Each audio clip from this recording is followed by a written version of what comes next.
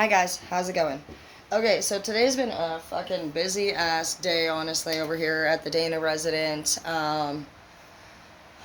We obviously are homeowners, and so that means that I get to fix the repairs, which I don't really mind, but I also work and manage a salon, and then am, I'm, I'm a girl learning.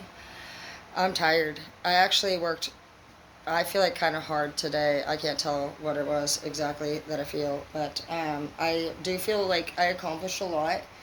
I did deep clean and like I pretty much like declogged the bathtubs upstairs. There's two bathrooms upstairs, so spent a lot of time scrubbing the crap out of the walls and everything as deep as I can, and even the little freaking dude, my last renter didn't wash the toilet, and there was one of those disgusting rings around it, and I had to use the little stone thing, and I'll tell you what, 3 layers of scrubbing and soap and rinsing and re-soap and rinse and re-soap and rinse. It still could use another layer. But, it's a work in progress, and I already knew that from previous renting that it is way better to make sure that you do short-term guests for this reason right here, to be able to get in and out of the unit. And then, I mean, you wouldn't really think, would you need to look at the condition of how well or if they even clean the toilet would be a thing, but it's one of my number one things. Almost every male renter does not know how to wash the toilet, and I even offer them to come in and do sanitation, and I usually will get no response back. Sometimes they'll respond back, but this last one in particular did not say anything about needing any assistance in that area. So that ring is actually very, very, yeah, it's very hard actually to get off, so I'm not happy about it one bit at all. Another issue that we had was some dumb shit idiot decided that he would leave his cat here while he went to work, which is fine. We're actually pro pet here. But for some weird reason, he thought it would be a good idea to put the cat litter box and the cat locked in my walk-in shower. So the cat litter is now actually clumped, I'm assuming, down in the drain, because the drain's not draining. And it hasn't been for a while now. And I've used 3 things of Drano. I bought a snake. I've done the vinegar baking soda explosion. I've literally, the last thing I can do, honestly, is probably buy a shop vac, and we'll see what happens there. But even still, the whatever's plugging it is down deeper than the shock vac is going to be able to even get. In my vision, the shop vac doesn't... Go the fuck away, bitch! Shop vac isn't sucking anything out. I was really hoping to get some kind of device that will blast and force a fucking huge full of air, pocket of air down that pipe and shoot it out, you know what I mean? Like a freaking bullseye canyon. But shit, you know what? I have no idea, honestly, the condition of the pipes. And luckily the house is only less than 20 years old, but that really doesn't mean a whole lot, to be technical. It's very important that you guys as homeowners take a very, very, very close look at the materials that were used while the house and everything was being made. You need to look at the condition of where you're purchasing the house, blended with the material of the house. For example, if you guys purchase a double wide home or a single wide home, a lot of times in Washington State, if you're anywhere near forest land, it actually molds in the first year after purchase, because the material can't actually handle the Washington State snow and moisture. So those were little things that I did realize with the help of my mom, to be honest, while looking for our home that we bought 6.5 years ago, as far as our first one.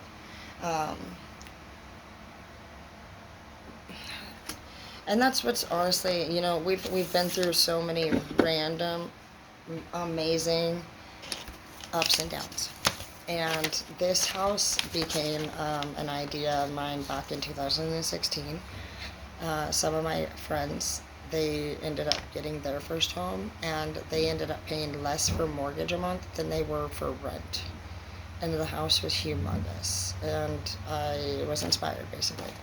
Same thing happened when I went to college for the first time. My friend Yulia went to college, and I thought, well, I'm going to go to college. And so I applied for 3 random colleges on a Friday, and I shit you not, I told myself, whichever college calls you back first is where you will go. And Glendale Academy hit me up, and I shit you not, I started school legit on a Tuesday, dude. I had no idea who the hell or what the hell anything around me was. And I was scared for my life because, to be honest, my financial aid, it was not approved, and I had never even applied for financial aid, so I did not know anything about this whole fucking little nothing. I was horrified. But they told me, come to school, you can do 3 days in class, and we won't charge you $1. And if you don't get your financial aid on the 3rd day, you can just quit, and no charges. And so I was like, okay. And on the 3rd day, dude, all of us got our beauty supply kits. So anybody that has been in beauty school, or even if you haven't, just basically what you're going to be picturing here is a huge duffel bag full of beauty supplies. When you're a first timer in beauty school, it's like beyond Christmas. And I remember getting mine, and I still hadn't heard back yet about financial aid. And I said, I'm not touching it. I'm not going to touch this, even though I was really, really, really excited. And literally, it couldn't have been more than a few moments later, I got called down to the office, and my financial aid had been approved. And 13 years later, I'm still a hairstylist, and I manage corporate salons, I manage private businesses. I went back and became a teacher also for college students, and I get to teach life skills, coping skills, diseases, disorders, anatomy, massages, everything you can think of. I mean, it doesn't matter. I get to teach my students, and I get to teach my crew, and I get to build companies up now. And I'll tell you what, this entire whole thing, started from a bad choice, as somebody else called it. If I didn't go down the path that I did in addiction, and I didn't get arrested, I would have never been driven up here in a cop car and stayed. I would still maybe be back home. Maybe I would have pursued law, but I wouldn't be a teacher, and I wouldn't be a landlord, and I wouldn't be a corporate leader. And whenever you might think that things in your life are going really crappy, I want you to realize that no, they're going really great, whether you believe it or not, but they are. After my boss passed away, the owner of the school that I actually graduated from and ended up coming back and managing and being the junior teacher for, it was a phenomenal and crazy experience. At that time in my life, I was 6 months clean, and I was being asked to please come back and be a teacher. I did not take the offer because I wanted experience in my career field before coming back and being an educator in the field, for the respect of my students. But about 2.5 years later, with the continuous attempts from my boss to persuade me, even as far as coming into where I was working currently and announcing in front of the whole team that he was going to pay me more, and that I would be a lot happier if I came and worked over there, and when am I going to come work over there, and I would have to just be like, get out of here right now, you're going to get me in trouble. And finally one day, I just did. I went back and said, I'm ready to be a teacher, and I signed back up for college again, and I got my 2nd degree. Now, that part of my life was incredible for the fact that I had pursued and accomplished not just a dream, but like more than anybody that ever has known me in my entire life could even imagine I would do. To be coming up here pregnant and handcuffed and on probation, and then go to manager and teacher of a school, a homeowner, a landlord, and a corporate leader, I just feel honestly like a very humble and overwhelming sense of greatness. I'm very, very, very, very, very hopeful today, and I have learned so much today that I know for sure that every time a bad thing happens, it's actually an opening up a doorway for a brand new opportunity. After my boss passed away, I got real sick, over the whole situation. I had to take off to get better. And I dipped out to Alaska. I worked out on the ocean, on the Bering Sea for a few years. And I was on the vessels catching fish, and it was incredible. And I wouldn't have also done that had I not went through depression. I would have not have bought this house had I not went through depression. I just bought it one day, and I begged my ex, who we were breaking up at the time, to please just let me continue to pursue the same dreams that we had, regardless of this breakup. And he was very not sure about it. He's like, I don't want to have my name on a house that you're buying and when we're breaking up. And I was like, I know, dude, it's crazy. Trust me, I'm sorry for even asking, but seriously, like, we didn't necessarily plan to break up, so could we just still be the best friends that we've always been? Please don't take what I've been working so hard for away from me. But I did say, if you want to go into a different direction, then I allow that, I support that, but please just don't take all this away from me. Like I said, I really do think I can triple my income, because that's what it would have taken. Me leaving my 8-year relationship suddenly and still being able to keep every dream and every goal and every asset that Zeke and I had built up together meant I would now triple my income in 14 days. And I did. I ended up keeping the house, and the bills are up to date, and it's been 6.5 years, and it has not been easy at all. It's been very, very, very, very, very, very hard and very painful. The next thing that happened was I got this great opportunity to try dating. Now, let me tell you a little something. I have been with 3 long-term relationships since I was 14, so it marked about 18 years in a row. I went back to back from my first to my second love, and I went only 9 months between my second love and Zeke, which was my third love. So 18 years, other than a total of 13 months.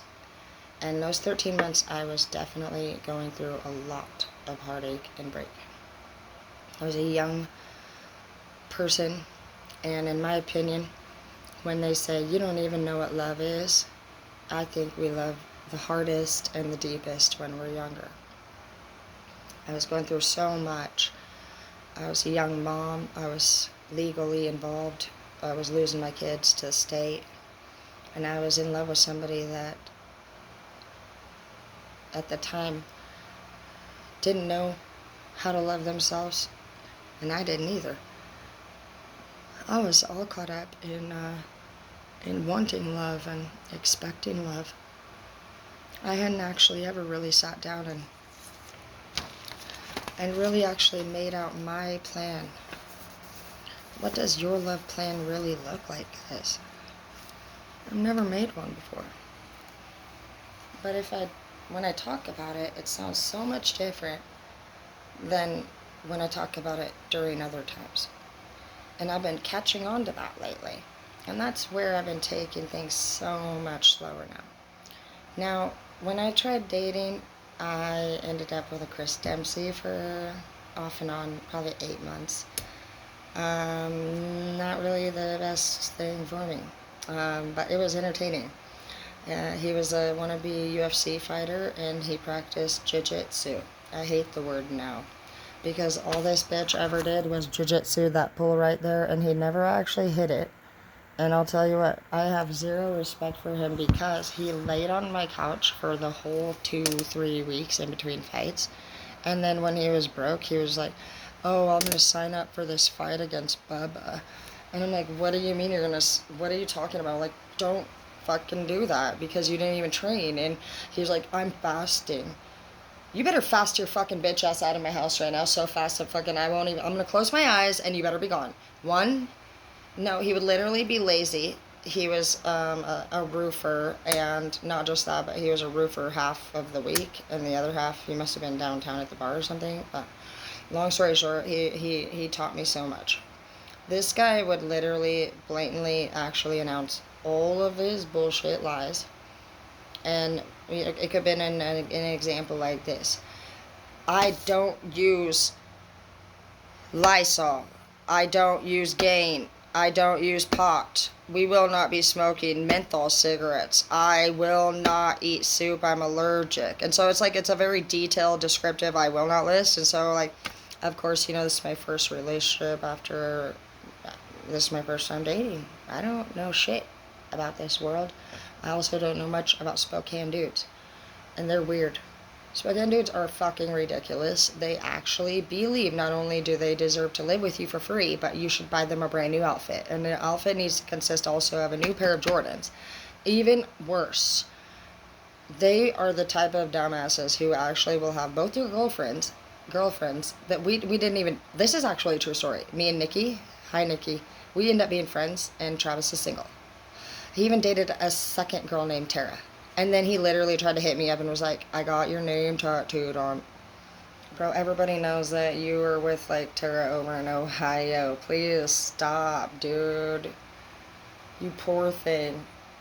You know, you were super stupid when we were dating back in my teens, honey. But you did not grow up at all, did you? You got, babe, you dumber. 911, I have an emergency. Yeah. Do you have the antidote or no? So what are we supposed to do? Just let all the people get stupider? Was there like a stupid people refugee camp, or where are we supposed, like, you're just gonna let them run rampant? Have you guys even tested them for mad cow disease? They're foaming from the mouth. Yeah, saw it? Yes, I'm serious. And it looked like it was blue foam. I'd hurry. Blue, yeah. Off the, yeah, I was foaming out of the left side. In their eyes. I didn't really see a whole lot in their eyes. The only thing I did see is look like maybe, I don't know, about a pea size goopy so blob.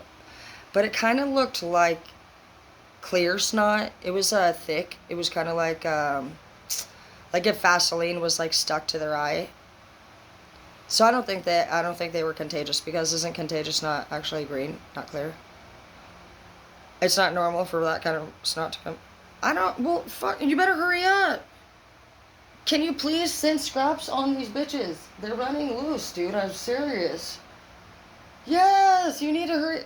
Do you have some kind of bullet, tranquilizer? Do you have a net like the 101 Dalmatians? We need to go out there and let's purge these dumbass bitches. I meant, purge. My ducks are out, so I have to actually go get my duck. Hang on, yeah, my ducks are out. I gotta go get purge. I gotta get my ducks back into the farm fence, okay? Thank you, officer. Bye.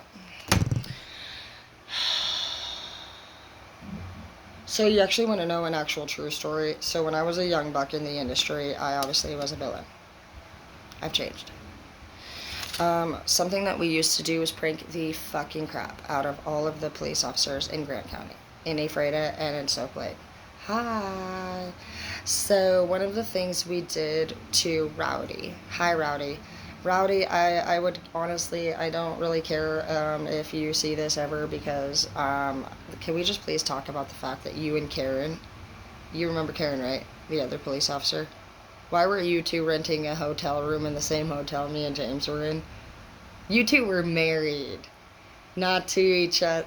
Busted. Order in the court. Okay, so my tone's actually... Uh-huh. Yeah. Isn't that crazy? Just like how Mr. Berryman stole Mr. Couch, who was the principal's wife. They're still married. Congrats. We're happy for you, Berryman. Yeah. Mr. Couch actually hit me up a few years back, and he was like, do you remember me? And I was like, yes. Aren't you my principal, Mr. Couch? And he was like, no, that's just weird. And he never responded once more. Nobody else has the fucking same name as Couch. Like, you're Bro, you are definitely him. Alright, I didn't honestly know that Mr. Berryman stole Mr. Couch's wife. But honestly, bitch, That is absolutely disgusting behavior from both of you guys. And honestly, if that's what happened to honestly begin the whole escapade, the parade, what is this, the freaking, what kind of parade do you guys throw? The freaking,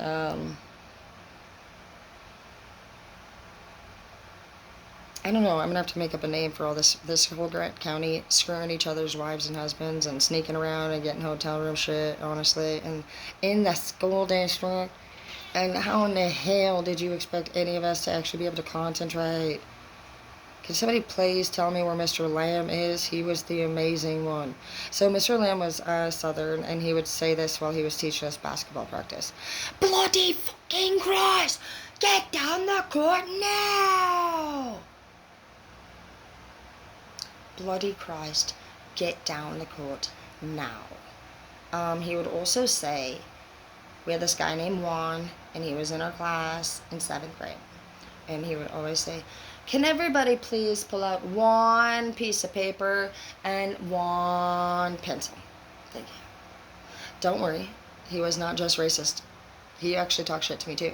So when we had to learn about like Greek mythology, apparently Terracotta means demon. And so you can bet your ass I was Terracotta for the entire time I ever knew Mr. Lamb, up until I pretty much became a villain and stopped running 7 minutes in my track lap. And then all my teachers were like, what are you doing? Run faster, bloody fucking. They were throwing things at me. They were fucking punching me down. I was like, you need... I was like, oh, run faster. Anyways, I had actually started hanging out with Mary Jane. I was running a little slower. I'll tell you what, Mr. fucking Lamb wasn't having that shit. Anyways, life's been good to me. And I can promise you right now that if you ever did anything to me, and I have actually not said anything about it yet, I'm gonna say it soon on the...